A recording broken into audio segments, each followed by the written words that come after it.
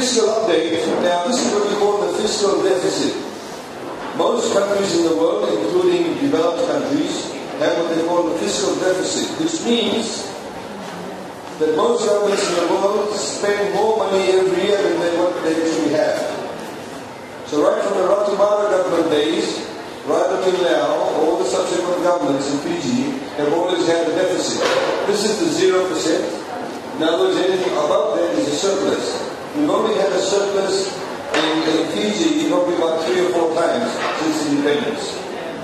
So this surplus can take place sometimes if there's been underspending. So the trick is to ensure that this line is not very long. The longer the line, the more debt you're incurring for that particular year.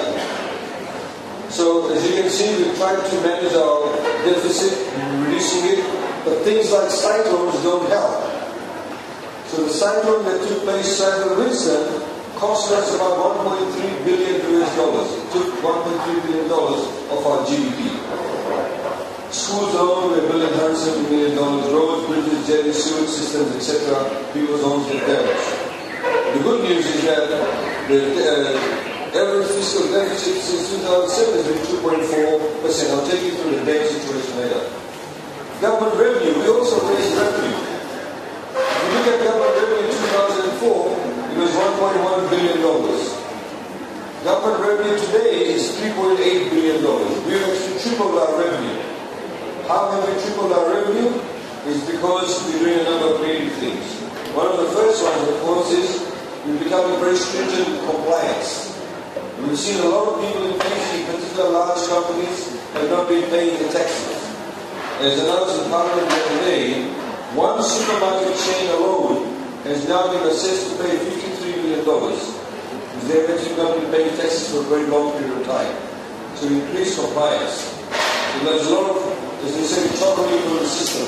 You need to get back that money.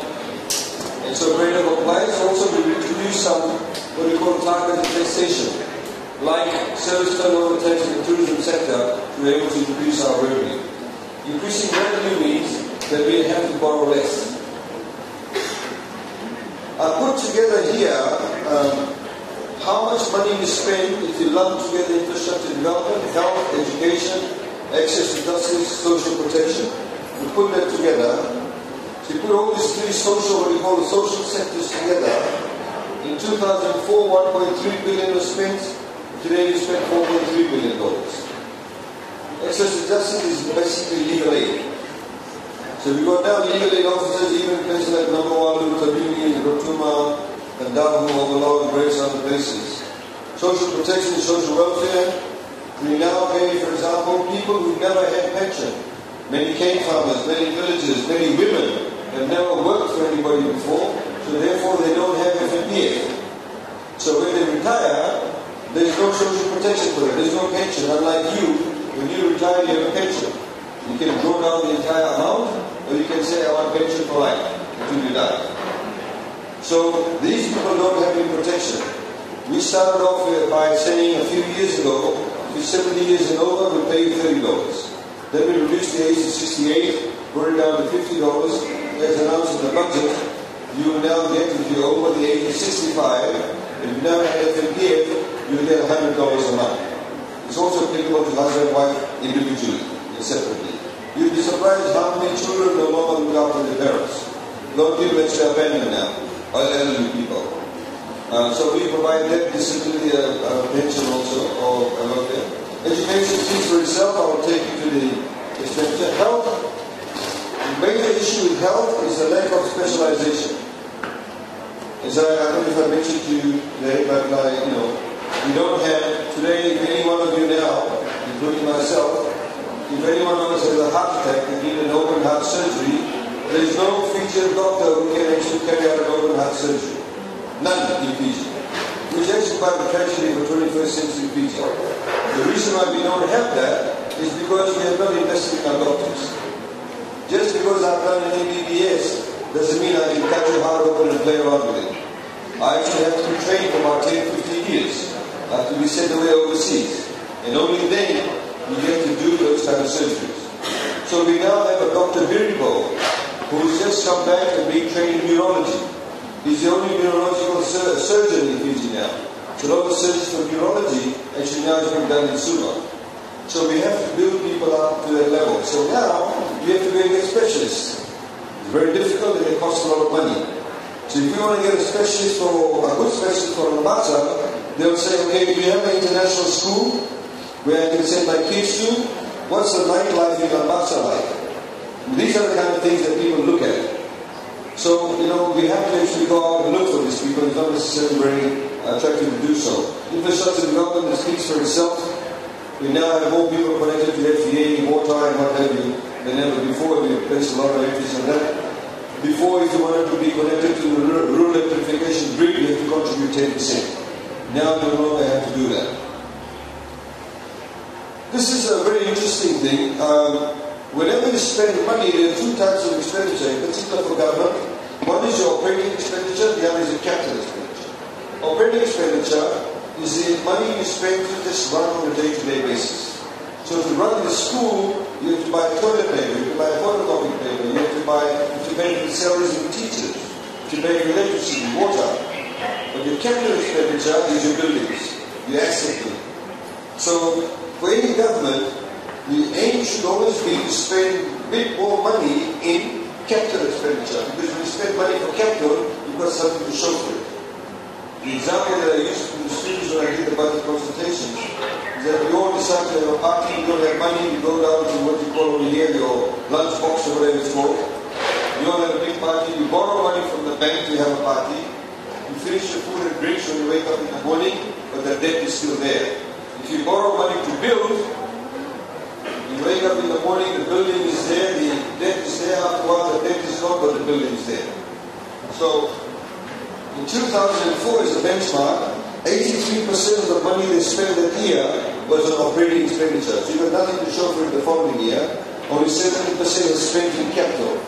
Today, 59% is spent in operating, but a whopping 41% is actually spent on capital expenditure. So when you actually incur capital expenditure now, it means you actually don't have to incur it in the future. So number one is Draketi, the road has now been tahsil. So nobody has to now go and tahsil the road, we just have to maintain it. So 10, 15 years, 20 years, the future generations don't have to tahsil the road. So incurring debt now to build things means that you're saving the future generations from having a capital outlay in the future. Education, you can see, 2004, it should be slightly up, it's 2004. It went up here because of free education. It comes from there. Of course, it goes up in TELS and toppers. 964 million this year. I'll show you a breakdown of that. 170 million is for the rebuild of the school reconstruction after the cyclone. That's the education budget. $490 million goes to the ministry. That also includes your salaries. Overall, the civil service pay increase has cost us about $145 million more. USP gets 30 million, FNU gets 69 million, University of Fiji, others is like Corpus Christi, Montfort, Boys Town, Sangam University College and all of that, they get that money. TELS, toppers, these are the old scholarships, what they used to call the Fijian Affairs Board and the multi-ethnic. There are still some people completing those courses. Very soon they will finish $6 million. Funding for roads and bridges, you can see for yourself. This is all available. You can see how much money compared to 2004. Water and energy. One important thing a lot of people don't understand is electricity subsidy. If your household earns less than $30,000 a year, now in the new budget, we pay 50% of the electricity cost. So unit cost of electricity is 34 cents a unit. We pay 17 cents. Up to 100 kilowatts. If you use more than 100 kilowatts, you pay the full rate, but up to 100 kilowatts, you pay 17 cents fully. Funding for health, again, that speaks for itself. These are all available. Key thing, operating revenue, that's how much money we make all the way from there to there. That's how much we spend. The good thing is, the revenue we make, we have enough revenue to pay for all our operating expenditure. In other words, the day-to-day cost of running government, like your salaries, like the toilet paper, like the hotel I'm going to stay at tonight. I'm staying in North Pole, the airfare, the fuel cost, that's all operating expenditure. So after you take our revenue minus operating expenditure, we have operating savings. Our operating savings is now about $896 million. What that means, when we want to build things, we use this money first, and then we go out and borrow. So the higher your savings, the less money you borrow. A lot of people talk about debt, they don't understand debt. Now, the Rajamarra government incurred debts. When the Rapuka government came in, they incurred debts, but they also have to pay the debt of the Rajamarra government. When the Chaudhry government came in, they incurred debts, but they have to pay the debt of the Rapuka government and the Rajamarra government. When the Gracia government came in, they pay the debt of the previous governments. They also incur debts themselves. Because whenever a government incurs debts, the loan agreement is between the Republic of Fiji and whoever is lending in the money. Not the government of Garasa, government of Rapuka, whatever, it's between the government. So everybody has to pay the debt. And Fiji, thankfully, has never defaulted on in any of its debts.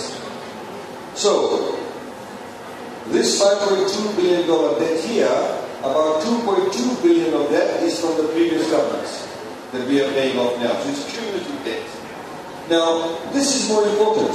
Let me give you a very simple example.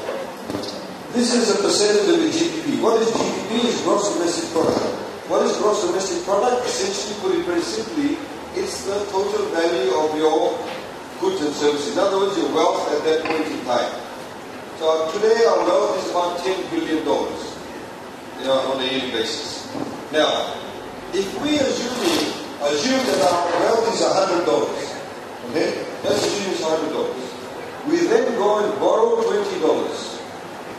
Then we would say your debt to GDP ratio is 20%.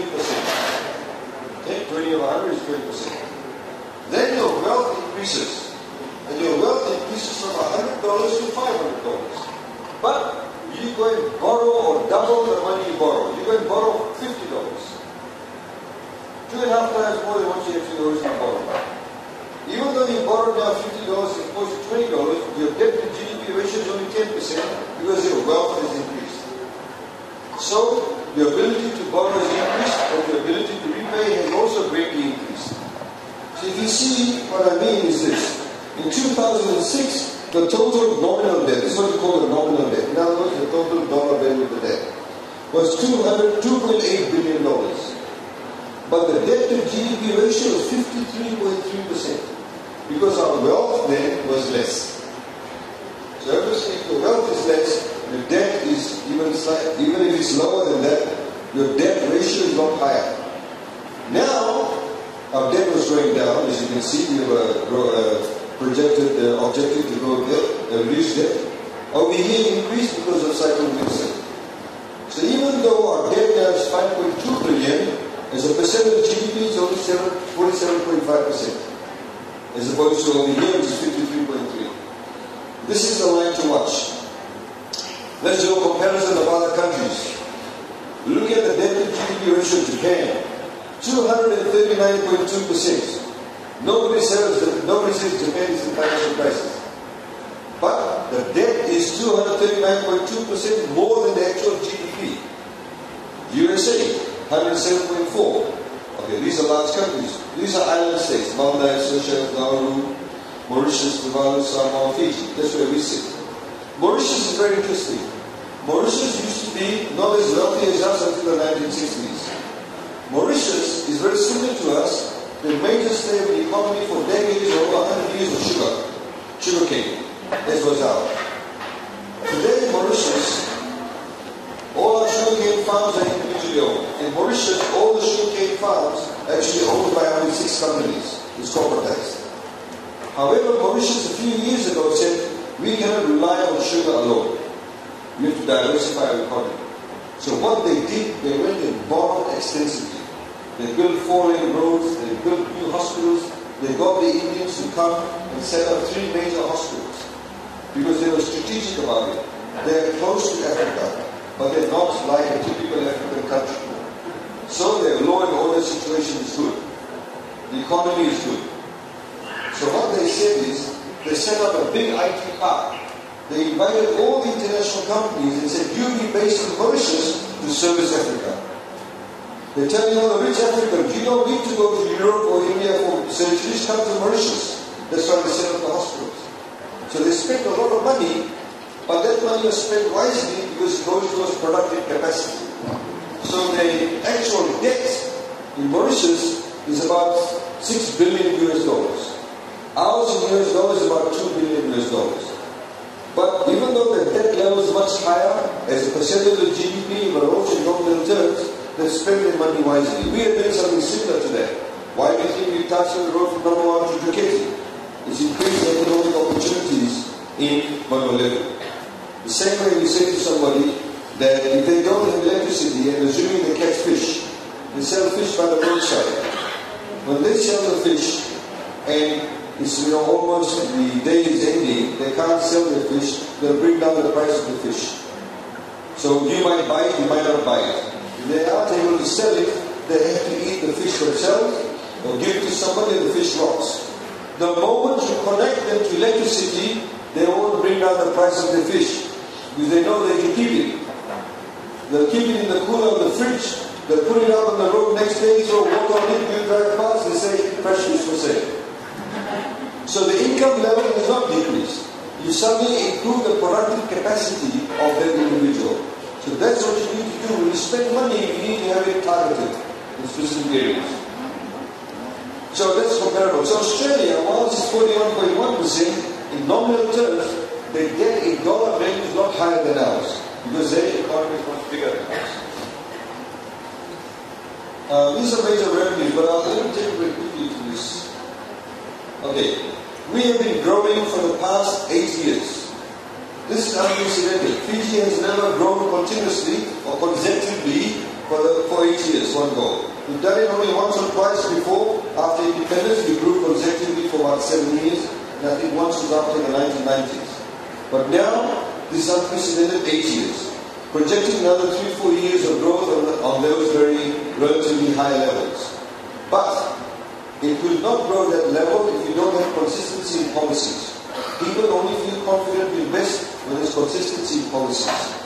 And the other thing is, we have to ensure, this is why education sector is very important, that we need to have the right people to take up the positions in the various skill sets area.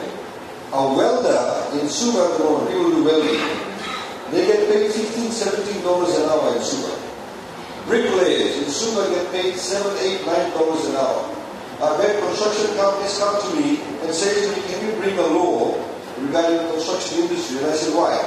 They said, because I had 12 people laying bricks on my site. I went down last week, they've all gone. I said, where have they gone? They've moved to the other site because he's paying them $1.50 more an hour. There's actually a shortage of people.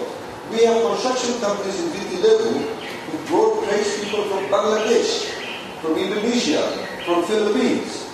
Laying a tile here is very different to laying a tile in a hotel. So we don't have those kind of tradespeople. There's a shortage of that. We have to make sure we provide the tradespeople because when the economy grows, you need to have the right people to do those jobs. Otherwise, it'll stop growing. What are the areas that contribute to this 3.8%? Agriculture, fisheries and forestry, this is very low. Manufacturing, construction, quite high. We believe there's a future here in the services sector, IT in particular.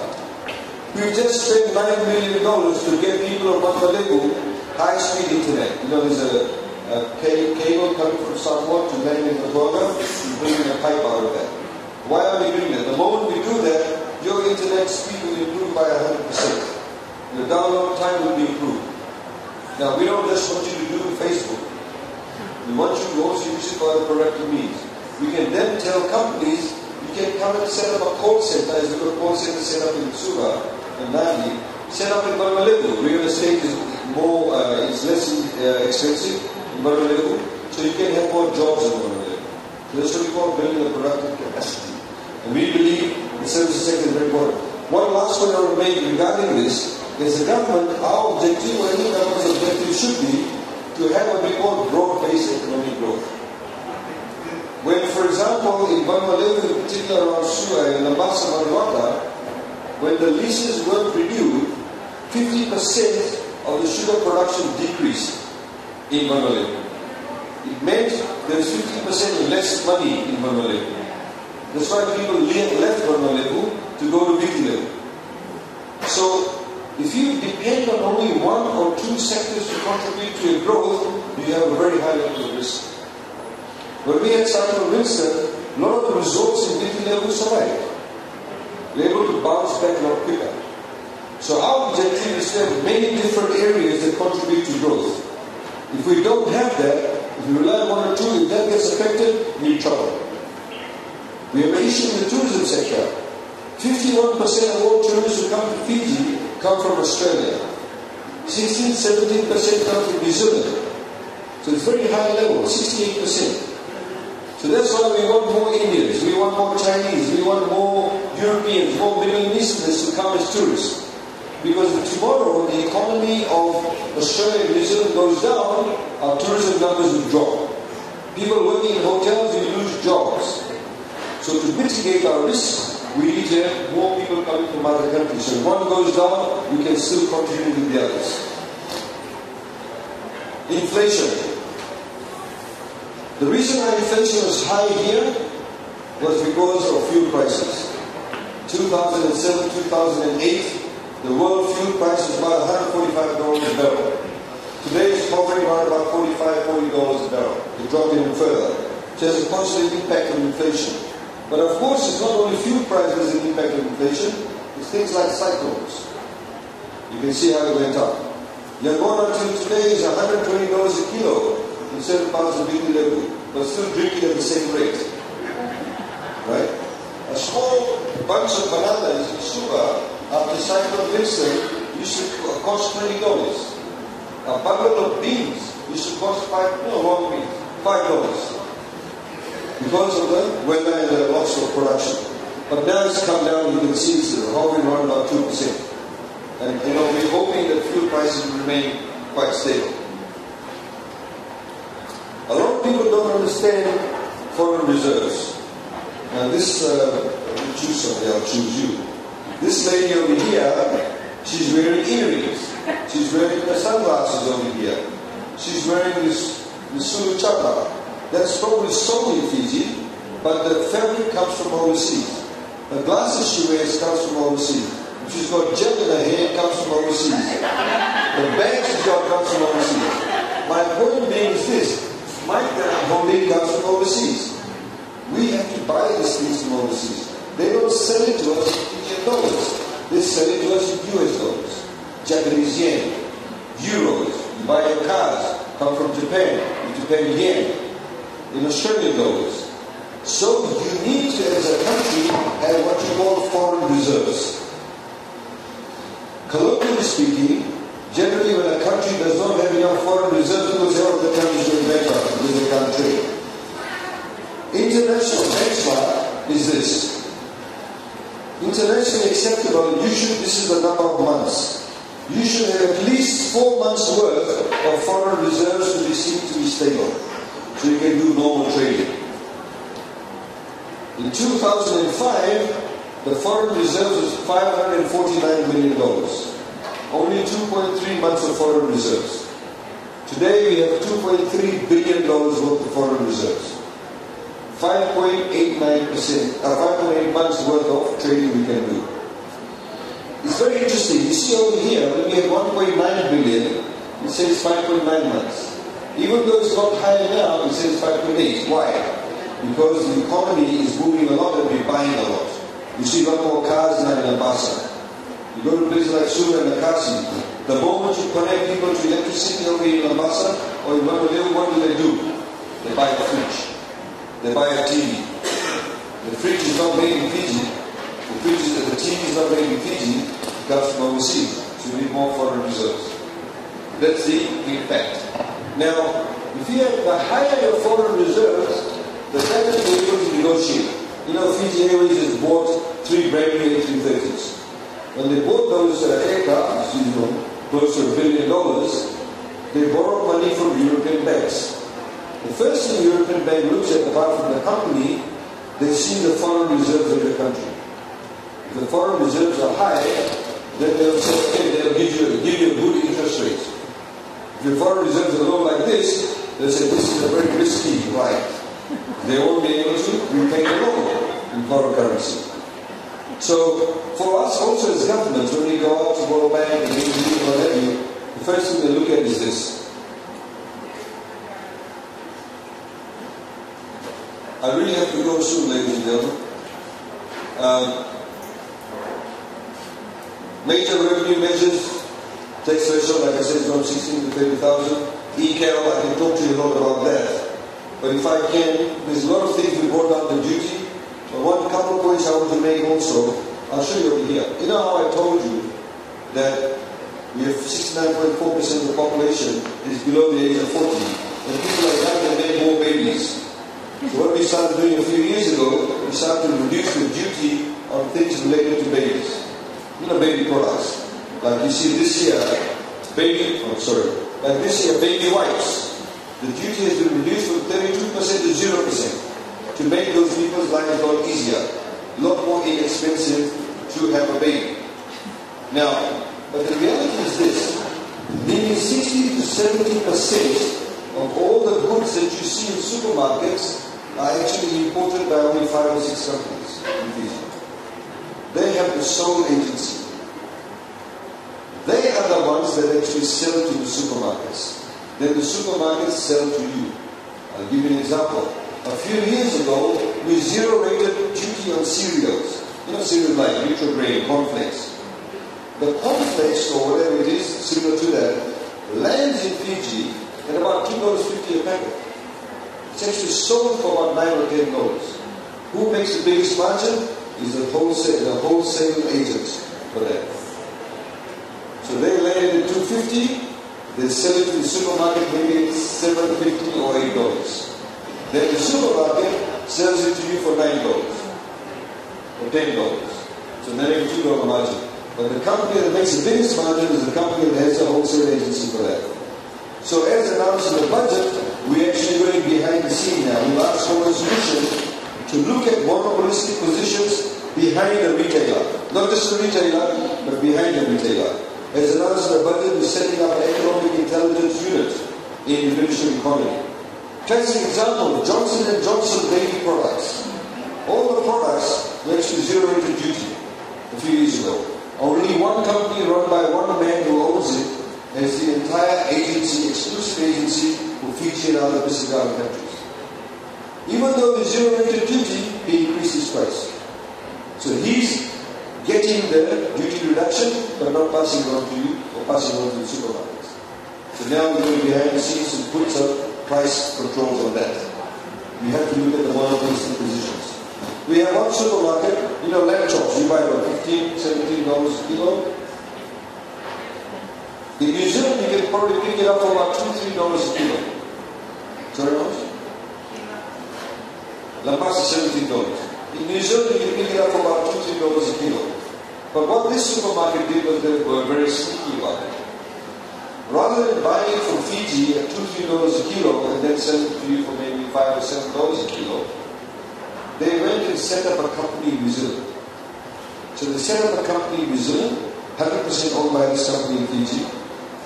The New Zealand company bought it from the New Zealand land supplier at $2 or $3 a kilo. Then his New Zealand company sells it to his Fijian company for $10 or $11 a kilo. Right? And then his Fijian company sells it to you for $15. He says, I'm only making a $3 margin. I bought it from New Zealand for $10 or $11 a kilo. But he's buying it from his own company. So what he does is, two things he does. He shifts the money out of Fiji. That's why we gave an embassy last year, and also this year. If you have assets offshore, that you only Fijians who are resident Fijians for tax purposes, if you have assets offshore, declare it now. Because you're taking money out that way, they bought properties, they're gaining revenue from it there, they're not paying any tax to us. So there's that one thing they do, they take money out. The other thing is that's how they actually have higher margins. So we've done all of those kind of things. Many duties we brought down. I can tell you about taxis, but I'm running out of time. Very simple things we've done. If you have a taxi permit, now you can buy and sell it. You can use it as collateral in the bank. Or you have taxi permits, you get a taxi permit for 10 years now, without any questions asked. Now I'm selling a taxi permit, I don't have a taxi permit. But you want to sell a taxi permit to me, you can sell it to me for $50,000, whatever price we agree to. As long as I'm not a terrorist or I'm just not bankrupt. LTA won't interfere with that. Yeah? So that's why it's done. And we're also done with how many buses and what have you. Tobacco, alcohol, sweet, carbonated drinks, they've all gone up. They're what we call the sin drinks. Now we've done all of this. Let me just very quickly take you through this. I'm sorry, it's here. There's lots of things I can talk to you about, but sorry, I'm running short of time. TELS is very important. How we increase the allowances for them has gone up quite substantially. A TELS student now can repeat. We pay for that. If they want to change their course, we also pay for that. They cannot repeat more than once though. Once you repeat, we can pay for that.